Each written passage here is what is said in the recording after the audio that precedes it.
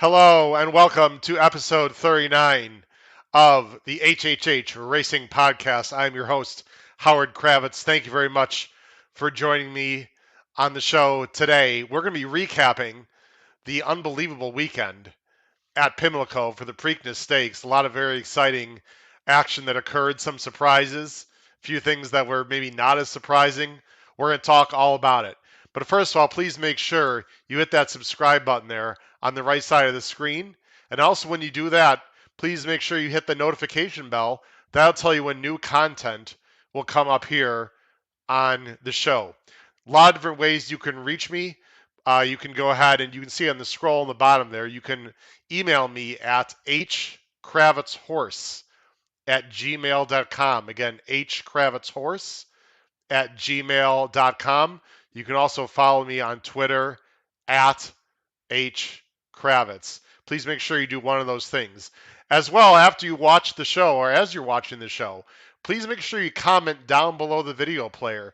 Anything you'd like to see differently, anything you enjoy about the show, just any comments at all. And while you're at it, please make sure you crush that like button, that thumbs up button. Please make sure you do that as well. So like I said, there are a lot of things to talk about from Saturday, and hopefully you've signed up for my race day blog. If you do not know about the HHH Racing Podcast Race Day blog, all you have to do is email me, again, hkravitz at hkravitzhorse at gmail.com, and I will send you a race day blog. It's sent to you in the morning. All you have to do is email me, tell me you're interested in the race day blog. It gives updates after scratches. I also give you some spot plays on the races before the pick 5 or pick 4 that we talk about on the show. The race day blog has been on fire. Friday was another great day for the race day blog. Saturday, there are a few hits and misses. This is something you absolutely want to sign up for. It is completely free. It is completely anonymous. Your email is not sent out to anyone else. I highly recommend you go ahead and do that. So before we get into the pick 5 sequence on Saturday, let me tell you, depending on when you're watching the show, this Monday night, again, I'm filming this on Sunday, but this Monday night, May 17th, I have a special live stream, 8 o'clock p.m. Eastern Standard Time, with the one and only Paul Allen. Paul Allen is the racetrack announcer at Canterbury Park in Shakopee, Minnesota.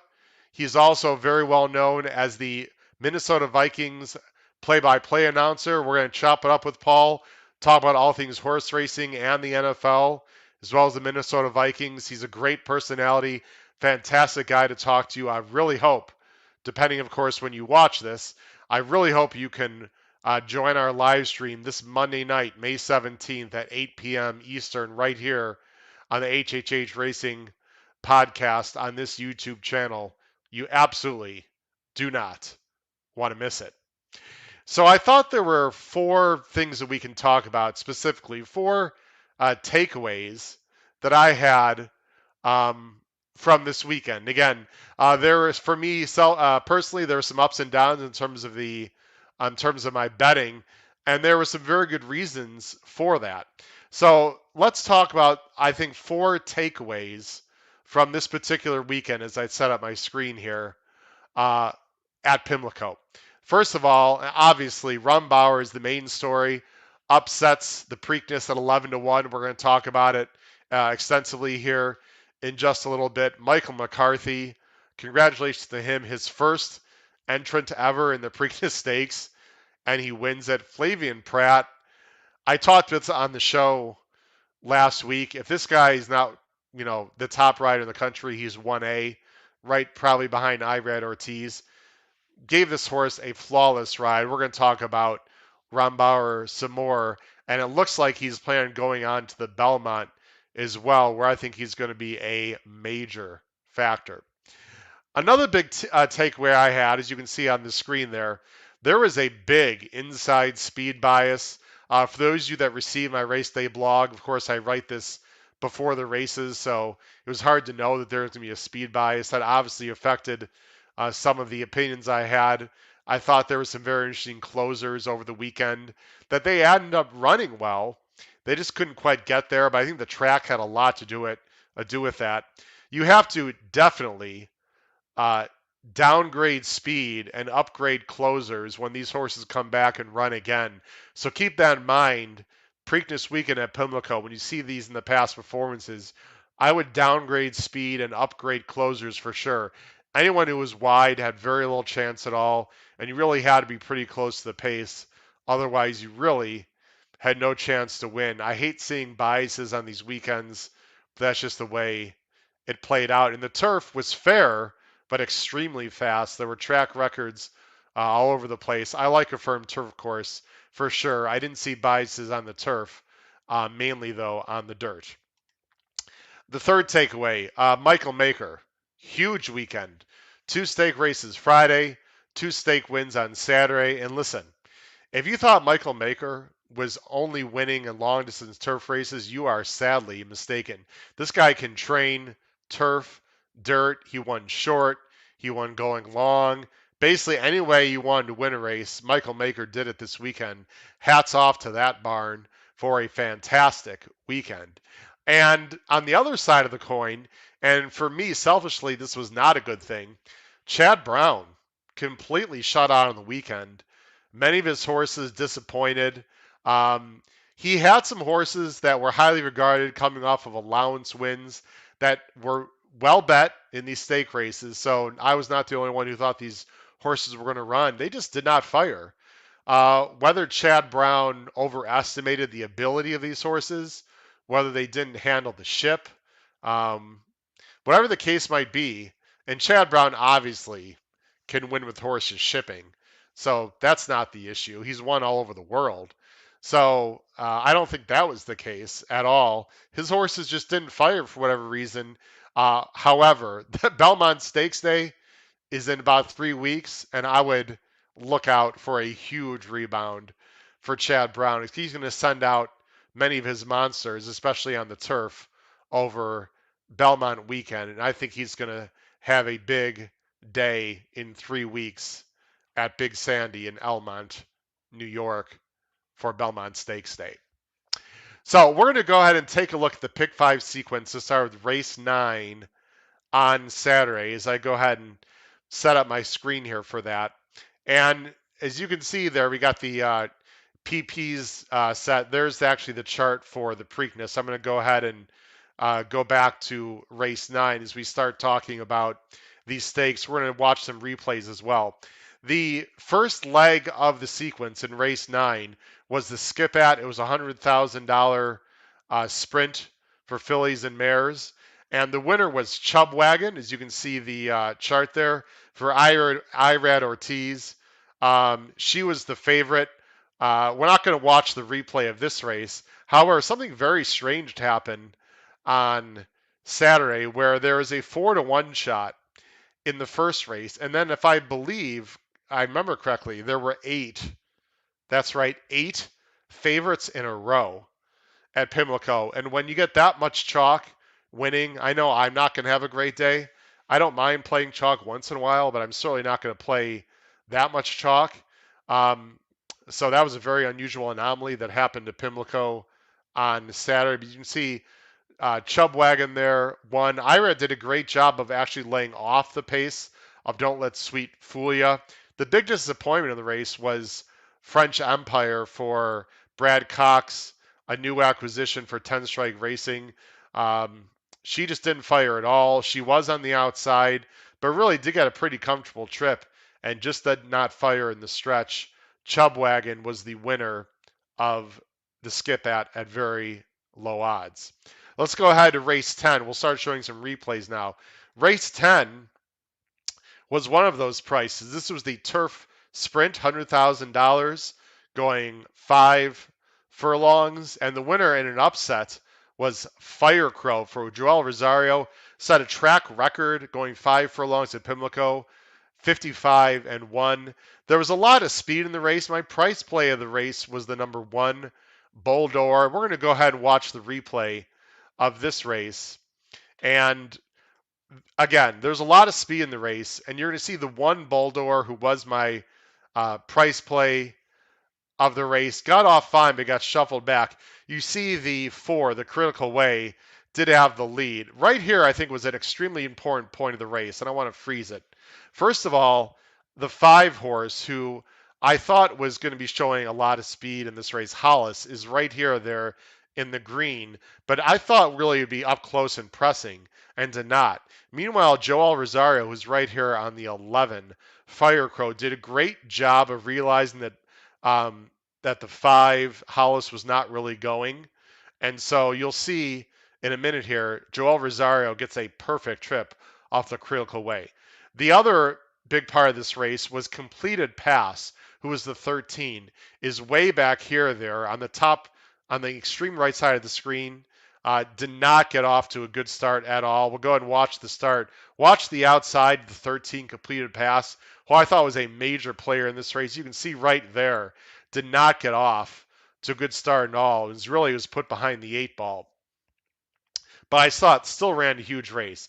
You see the 4 Critical Way getting the lead. And then right here, Hollis just either wasn't fast enough or decided just not to send. And Joel Rosario, a fantastic job of getting Firecrow right here into an absolutely perfect spot. Meanwhile, you see the 13 Completed Pass rushing up on the outside. And then you also see Boldor, the 1, sort of getting shuffled a little bit further back. And you see on the turn, Completed Pass, the 13, is already being asked to hold that spot while wide after getting a slow trip. And right here, it looked like it might be 2-horse race between the Critical Way and Joel Rosario. Look at the hands. Very, very confident. You see Completed Pass still running a huge race despite being wide and getting out of the gate slow as Joel Rosario goes by the Critical Way with Firecrow, and you'll see Boldor coming into the picture there, right there. I thought Boldor ran well considering he got shuffled back a little bit, but that can happen when you are on the inside. Completed Pass, to be, in my opinion, actually ran the best race of all of them, only finishing, you see, about 2 lengths back. Really an incredible effort there. After breaking slow and then asking and wide, but Firecrow wins the race for Joel Rosario and Ron Moquette. And what that did is that absolutely changed the entire complexion of the pick 5 for sure, as you can see the prices there on the board. And that horse paid $21.60 to win, and probably knocked some people out of the pick 5. I really don't think Firecrow wins this race, in all honesty, unless he gets the perfect trip. But he absolutely did, and he ran very well. So you need to give credit to Firecrow and Joel Rosario. Let's go on to race 11. Race 11 of the sequence, of the third leg of the pick 5, was the grade 3 Maryland Sprint Stakes. This was some older horses going 6 furlongs for 150K. And you can see the winner was one of those Michael Maker horses I talked about. Special Reserve for Ira Ortiz. Almost went off at 4-1. Stalked who I thought was the horse to beat, Strike Power, who finished second. My long shot play of this race, I mentioned on the show and on the blog, and I was very interested in this horse, was the 3 Mucho, who won off a 10-1 for Jose Ortiz. He ran perfectly fine, but again, he ran against a big bias. Of course, when I made my selection, I had no idea the track was going to be that biased. He ran a good 4th, closing, just missed for 3rd. I think if the track was fair and the pace also was not as fast as I thought, he definitely would have had a shot to get there. Another story in the race, unfortunately, was Breezy Gust, who you see at the very bottom of the screen there, who broke slow and then was just pulled up. Apparently, the horse is fine. I've not heard anything negative about the horse coming out of the race, but he was going to be one of the main speeds, and I thought he was very interesting. He was a very sharp horse coming into the race who was showing a lot of speed. But not only did he not break, he just sort of stopped in the middle of the race and was never a factor. And that allowed the 2 speeds, Special Reserve and Strike Power just go on with it. And we're going to go ahead and watch that. And no matter how the track was playing, once the 7 horse really didn't break, obviously that's going to change everything. And you'll see that 5 Strike Power breaks very well, and Special Reserve, who is very sharp right now for Michael Maker, was right on his flank, and they finished 1-2.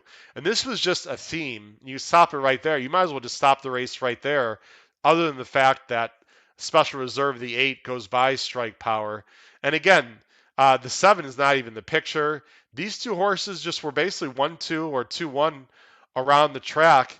And it was a little frustrating for me because I know right here I knew I was in trouble, not only because of the speed bias situation, but also because the pace didn't really develop. You see my long shot Mucho right there. He got a good enough trip for sure, but again, the speed didn't really develop. They went 22-4, which for this track was slow. I was a little surprised, and mainly as Special Reserve went by Strike Power, and really he did it relatively easily. Special Reserve is just very good right now for Michael Maker. Hats off to IRAD. You see IRAD is in the 2 path there and goes by relatively easy. You see Mucho right here, who didn't really get going until about right now as he splits horses.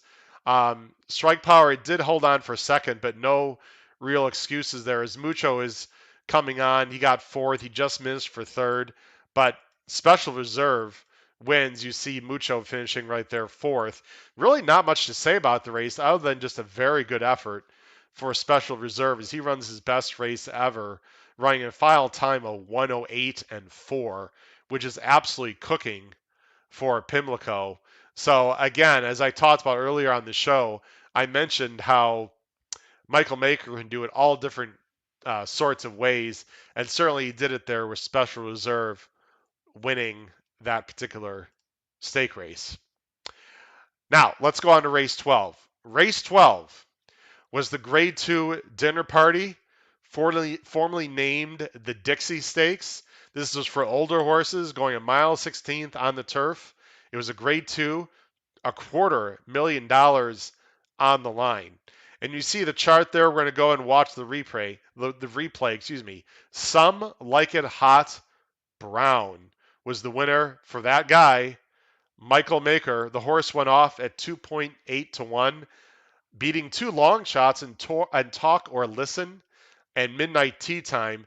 The big disappointment, actually there were 2 disappointments in the race, both Chad Brown horses. This is what I was referring to early in the show. Sacred Life, who I did think was vulnerable. I talked about it on the show with Matt Bernier. If you go back and watch that show, episode 38, I highly recommend you go back and watch that on my preview show with Matt Bernier. I thought this horse was vulnerable, even though he was sort of the class of the field. He finished a disappointing 4th at 1.3-1, and maybe even more disappointing, at least to me and many other bettors, was Kuramata, who was the up-and-coming 4-year-old for Chad Brown, who was very lightly raced, very aggressively placed in this spot, did absolutely no running whatsoever, and went off at the 3rd choice.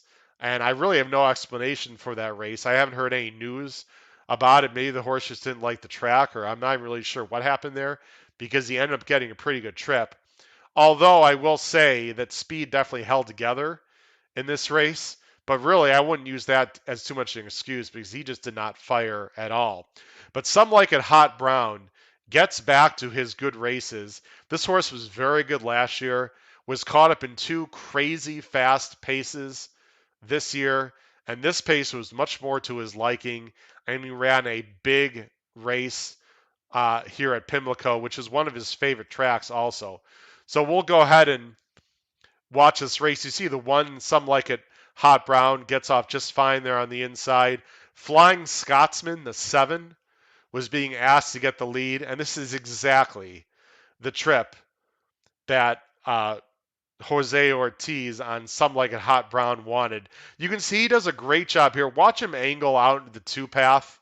Right there. It gets out of the 2-path, and he is sitting as sweet as can be into a pace that was relatively moderate. You see 23-4 And remember, this turf was lightning fast. You see, Kuramata and Sacred Life, the two Chad Brown horses, are in the back of the pack.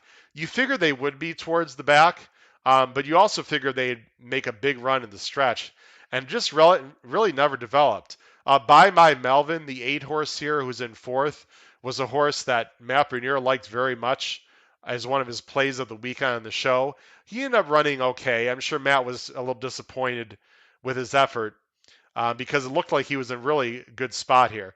But you can see they're starting to separate already as they went 47 and 1 to the half. And Jose Ortiz, I don't know if you saw that, took a quick look back, saw no one was coming. Here's the two Chad Browns.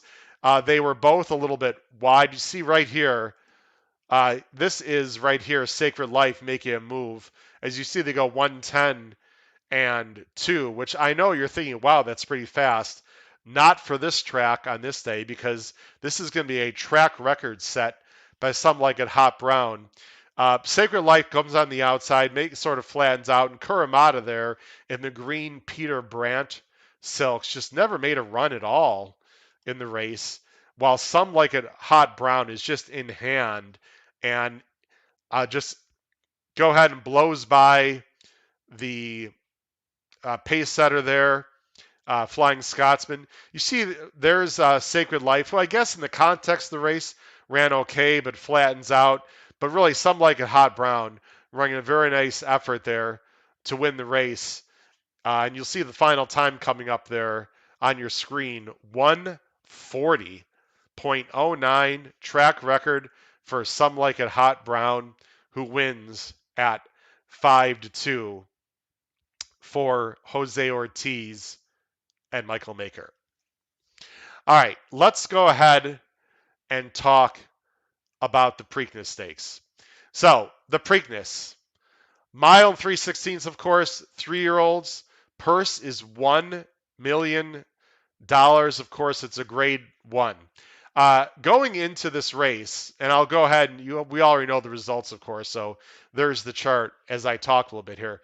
So going into this race, Matt Bernier and I chopped it up on our on the show episode, again 38 if you like to watch it. We both thought one of the Chad Browns would be interesting. He liked Crowded Trade a little bit, the 4. I liked Risk Taking a little bit, the 9. We both thought Medina Spirit would probably be tough in this race. But I'll tell you what, don't tell that to Michael McCarthy, because Rombauer ran huge, a 100-plus buyer, winning at 11-1. Congratulations to Michael McCarthy, great guy, terrific trainer as well. Probably doesn't get enough credit nationally. Let's go ahead and watch the Preakness Stakes here. And Matt Bernier and I talked, as many people did, on what was going to happen in the first quarter mile. Would it be Medina Spirit on the lead, or would it be Concert Tour the 10 on the lead? And then we also figured the 5, Midnight Bourbon, would be aggressive, but I didn't think that Midnight Bourbon would be quick enough to really get the lead, although he figured to sit a perfect stalking trip either behind the 2 speeds or some other way. And that is exactly how to play it out. One of the surprising things about this race was how bad Concert Tour was in this race. So we're going to go ahead and watch. You see Medina Spirit breaks well. Concert Tour got a little bit bumped there, but really Mike Smith tried to get this horse in the race, the 10 you see on the outside, and he just either didn't want to go. You see right now Mike Smith is sort of already taking back. So once Medina Spirit got the lead, Mike Smith was content sitting where he was, and you see Medina Spirit sitting at Dream Trip in second. Crowded Trade also getting a nice trip there in fifth in behind the horses. Francisco Deina for, I believe it was Joel Rosario, a horse coming in from Japan. Also broke well when his mid-pack. The winner here is Rombauer in between horses. You see Risk Taking there on the outside. I believe that was Ram, who finished last for Dwayne Lucas, was on the inside of him. Now, if someone would have told me that the pace in the Preakness was going to be faster than the Derby, I would have thought you were, crazy.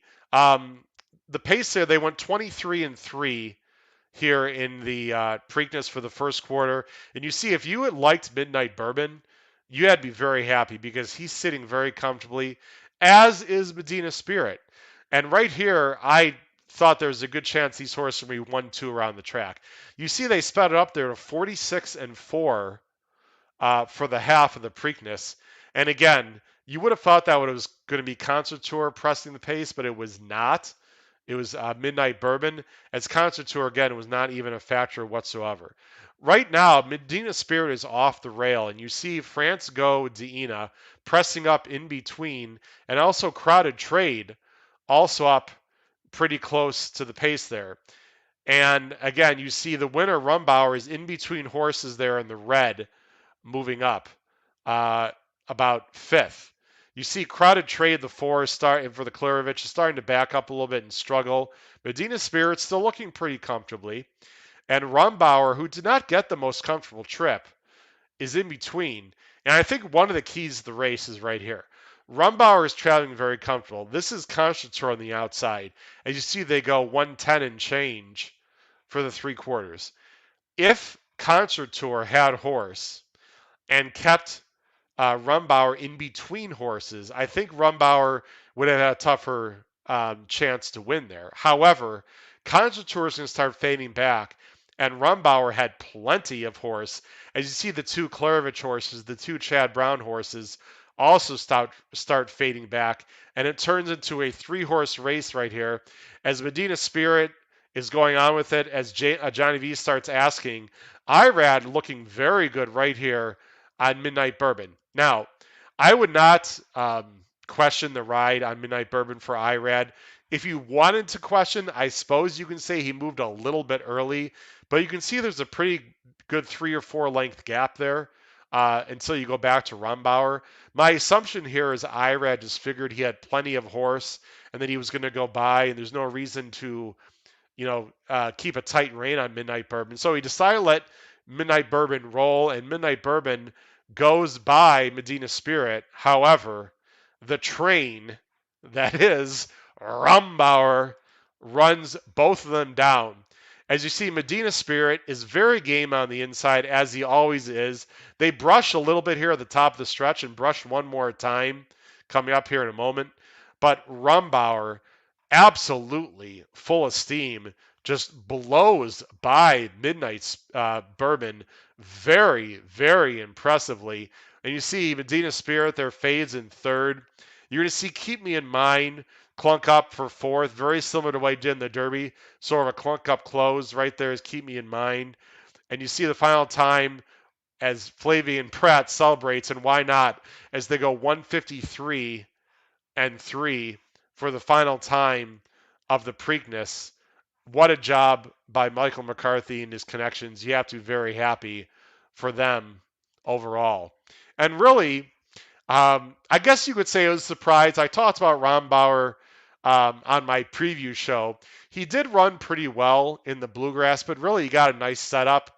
I suppose looking back at it, he was up a little bit too close to the pace in the Bluegrass, although really he was about the same distance back in the Preakness in this race than he was in the Bluegrass. He only ran an 88 in the Bluegrass. I thought that he could maybe run to low 90s, but an explosion into the low 100s really surprised me. He was working very well at Santa Anita with 2 5-furlong works and 59 and change. I did watch both of those breezes before I handicapped, and they did look good. I just wasn't sure if he was going to get the right setup and take this big a jump forward, but boy, did he ever. And the plan right now is to go to the Belmont in 3 weeks. And that Belmont race, ladies and gentlemen, is looking to set up like one fantastic race. Let's hope we get a nice big field, and let's hope that it holds together, because you're going to have Essential Quality, who will probably be the favorite. And he's really been the leader of this division all along. But listen, he's going to have plenty of company. Rombauer, who's rock solid right now, and distance should not be a problem. He's planning on going. The filly, Malathot, who is going to get a lot of attention. Regally bred, could probably run all day. I think she has a chance to be a factor in this race. And don't forget about 2 horses coming out of the Derby.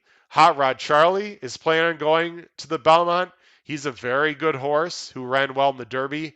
And then a horse that I am still very interested in, and I hope he goes to the Belmont, and that's Rock Your World, who will get a completely different pace setup. It looks like, as of right now, of course, we're still 3 weeks out, but it looks like he might get a much more favorable pace setup in the Belmont. And if he goes and is training well, look out. Plus many others. The Belmont in 3 weeks is going to be one fantastic race. I'm already looking forward to it. So that'll wrap it up for the show. Again, depending on when you watch this show, Monday night, May 17th, 8 p.m. Eastern, live stream with Paul Allen, the voice of Canterbury Park and the Minnesota Vikings. Please join me. It's going to be a great show. And of course, my regularly scheduled live stream will be on Thursday, May 20th, 8 p.m. Eastern, to talk about this upcoming weekend's featured races. Thank you very much for watching. This has been the HHH Racing Podcast. I'm the host, Howard Kravitz. Good luck and good night.